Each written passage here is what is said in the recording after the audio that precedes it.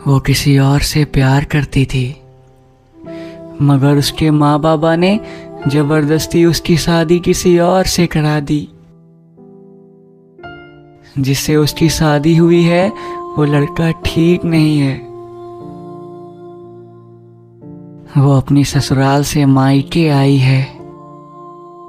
ये कलाम उसके जज्बात बयान करती है जो वो अपनी माँ से कहना चाहती है,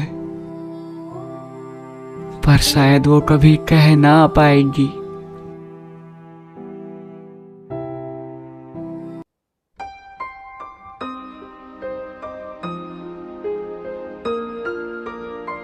बड़े दिन बाद घर आई हो, क्या कुछ खिलाओगी या फिर ऐसे ही निहारती रहोगी? चोट ही तो है, ठीक हो जाएगी माँ। अब कब तक मेरे चेहरे को संवारती रहोगी? सबसे कहा था कि गिर गई थी, उसी वजह से मेरे सर में चोट लग गई है। मगर सच तो तुम भी अच्छे से जानती हो माँ कि मेरी किस्मत ही मुझे ठग गई है। और किस्मत को दोष दूं भी तो कैसे? यहाँ तो मेरे अपने ही मेरी खुशियों के खिलाफ खड़े थे। ये देख लो करतूत अपने बेटे जैसे दामाद की, जिससे शादी कराने के लिए तुम लोग मेरे पीछे पड़े थे।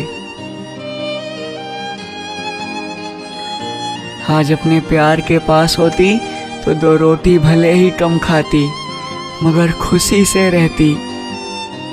हम दोनों सह लेते प्यार से वक्त का हर सितम, मगर तुमसे एक शिकायत ना कहती। वो आया भी था तुम्हें अपने प्यार की दुहाई देकर कितनी बार समझाने को। वो जानता था कि पापा मानेंगे नहीं, फिर भी मेरे लिए वो आता था तुम सबको मनाने को। वो समझता था मुझे कि मैंने अपने बाबा के लिए कितनी बड़ी कुर्बानी दी थी, मगर इस कुर्बानी ने तो जान सच में उसकी ली थी। मगर हम सफर ऐसा मिला है जिसको मुझ पे आज तक एतबार ना हुआ। खेलता रहता है मेरे जिस्म से ही, मेरी रूह से उसे आज तक प्यार ना हुआ। तुम्हें और पापा को अपने फैसले पे बहुत गुरूर हुआ था, मगर पहली ही रात उसे नशे में धुत देखकर मेरा हर सपना चूर चूर हुआ था।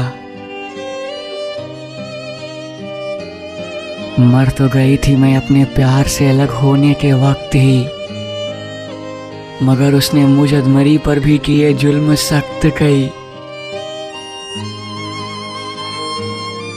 देती रहती है ताने उसकी माँ मुझे मायके के, कहती है कि मेरा बेटा ये किसको ब्याह लाया है।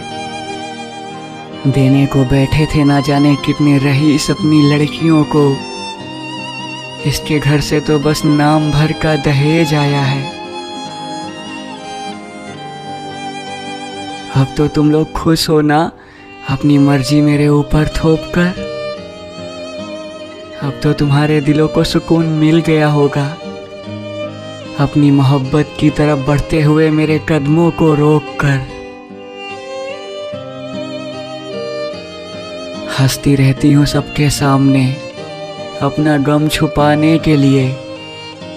मैं तो उसी दिन मर चुकी हूँ, जिंदा हूँ वक्त जमाने के लिए।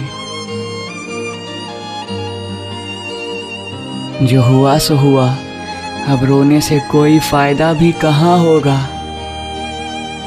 मगर एक बात याद रखना, छोटी बहन की शादी वहीं करवाना, उसका मन जहाँ होगा।